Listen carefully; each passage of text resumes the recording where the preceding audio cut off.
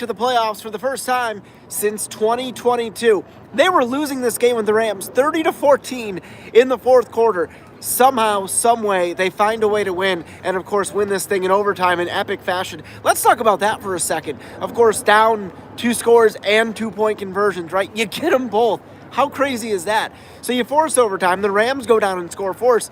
And then on top of that, you rally, and I love the gamble for Mike Macdonald. Playing for a tie, certainly when you fought this far back, doesn't really give you much momentum, right? It doesn't really move the needle in the playoff race, the divisional race. So he goes for it instead of trying to maybe play for a try and hoping that they can hold the Rams at the other end. He goes for the win in that moment with all the momentum on that touchdown, and they get it. And Eric Saubert, who hasn't even caught a pass really, especially not a touchdown this year, and the Seahawks get him the ball to win this game. So let's break down what this means. Like I said, the Seahawks are going to the playoffs for the first time since 2022. That is official with this win. On top of that, they now have the NFC West lead by 1 game with 2 games to go, meaning they're in control. If they win, now it won't be easy at Carolina, at San Francisco, but if they can control their own destiny, that's the situation you want to be in. The Rams have a much easier schedule. It's going to be easy or interesting to see how that plays out. But think about that. Definitely the first playoff bid since 2022.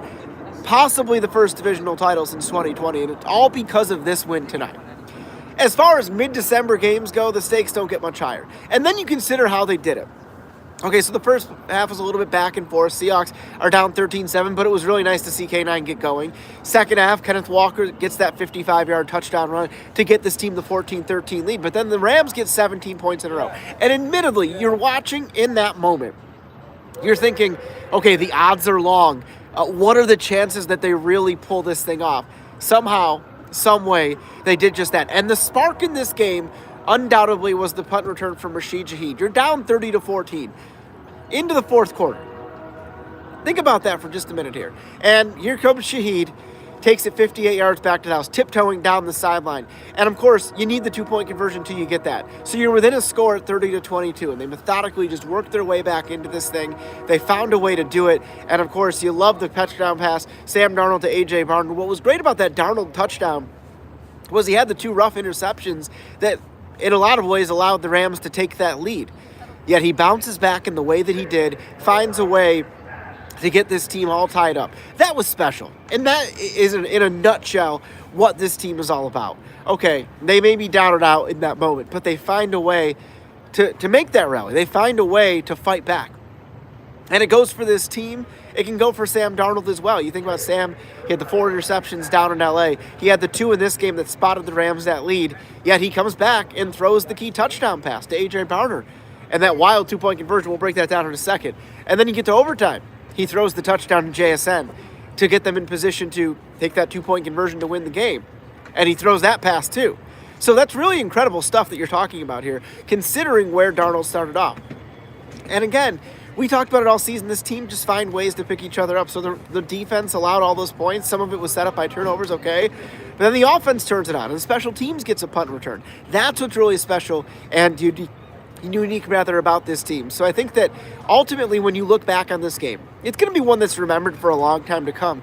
Because inevitably, okay, it's a regular season game, but it's one that clinched a playoff spot. It's one that gives you the chance to win the division. You didn't really have a chance if you lost this game. It's one that, again, delivers the postseason, but it's the way that it was done. That really just summarizes what these 2025 Seahawks are all about. That's what makes it special. That's what you can be proud of tonight, Seattle. This was an epic win in all ways. The fact you were down 16 points, you got 3 2-point conversions. That's like unheard of in an NFL game, but you got them when you needed them, and it made it happen. And let's talk about that 2-point conversion that tied this game, because without it, the Seahawks didn't score again and didn't get in field goal range. Obviously, they would have kicked the field goal to win it, right? So that was what forced overtime. And it was Sam Darnold. Maybe the play call was questionable, but he throws it to the side to Zach Charbonnet. Jared Verse gets a paw on it and bats it down. Everybody thinks it's a dead play.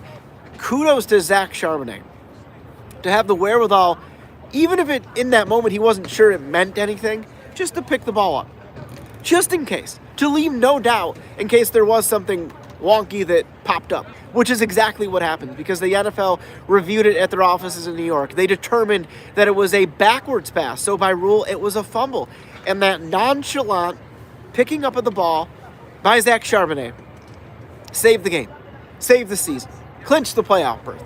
I mean, are you kidding me? That's what a team of destiny is all about. To have that kind of play means so much to this team. It really is uncanny. So it's a really special moment for this football team to have guys that are just making heads-up moves like that, guys that are just doing these really amazing things that are the difference between winning and losing, which is exactly what that two-point conversion was.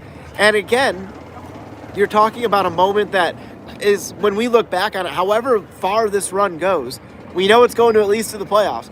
But you can look back at that moment. Well, that's essentially what got them here.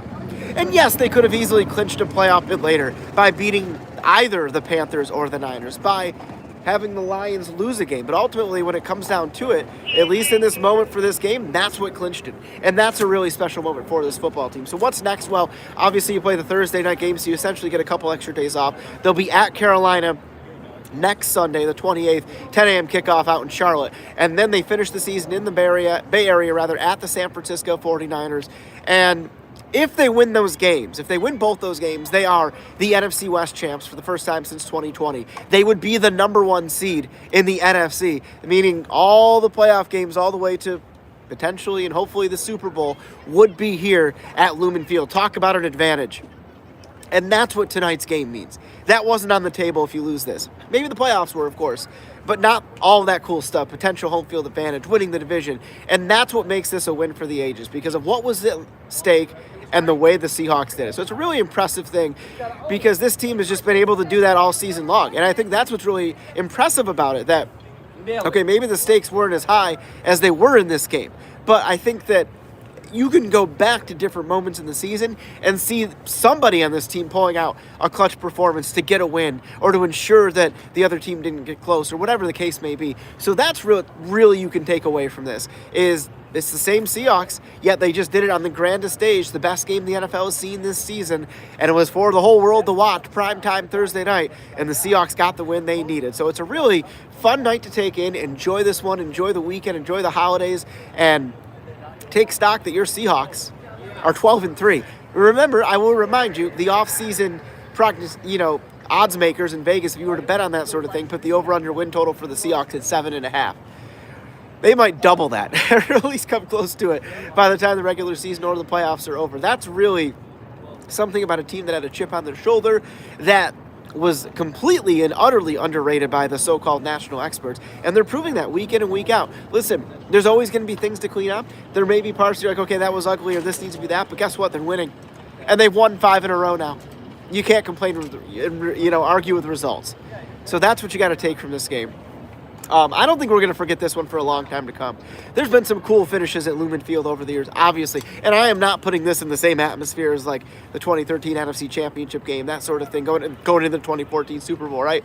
But for what this team hasn't been able to achieve the last few years, and for what the Rams have done to them lately, and for what was on the line in this 2025 season and the history and all that stuff, that's something that we won't forget for a long time to come. So, hey, Seahawks win it 38-37 after trailing 30-14. So we have so much more coming up live on KOMO News coming up in the next few minutes. I hope you join us there. But for right now, of course, we're live here at Lumen Field on KOMO YouTube. We do this after every game, so I hope you'll join us, especially after a fun win like this. Again, we'll bring this to you coming up on KOMO News at 11 o'clock. Go Seahawks!